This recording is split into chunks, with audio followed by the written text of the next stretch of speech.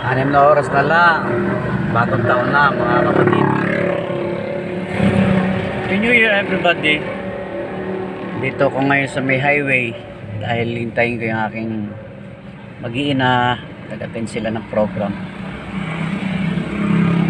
Ingat kayo sa mga paputok, huwag kayo masyadong magpakasayak.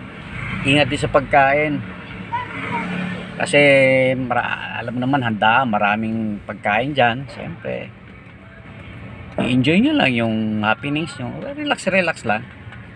So ito yung sitwasyon dito sa amin. Medyo wala pang puputukan kasi alas 6 pa lang. Papaya yung mga 9. Sa highway ako, along the highway, dahil nasa church yung aking pamilya. Nag-attend sila ng I don't know, ng program na yon. So dito lang ako sa sasakyan namin. So mga kapatid, Happy New Year sa lahat po ng mga family.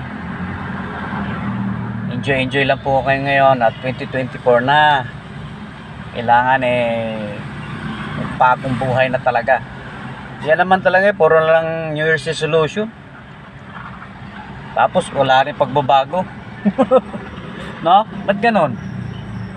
Sabihin ng tao, sabihin ng isa, hindi na ako iinom, hindi na ako maninigarilyo, magbabago na ako, matutulog lang ako ng maaga, hindi na ako magpupuyat. After 6 months, in the middle of the year, naku po, ayan na, unti-unti na naman. Tapos pagdating sa December na naman, o magja-January na naman, ayan na naman. Para bang paulit-ulit na lang, paulit-ulit. Ay, nako, bagay, ako daw nagsasalita Basta, ang akin, ano lang ang dumating sa buhay namin. Pasalamat ako sa Panginoon. At in the year 2023, nalagaan kami. At saka hindi kami pinabayaan. Kahit na simpleng buhay lang, maligaya kami. I know naman na yan din naman siguro ang pangarap nyo.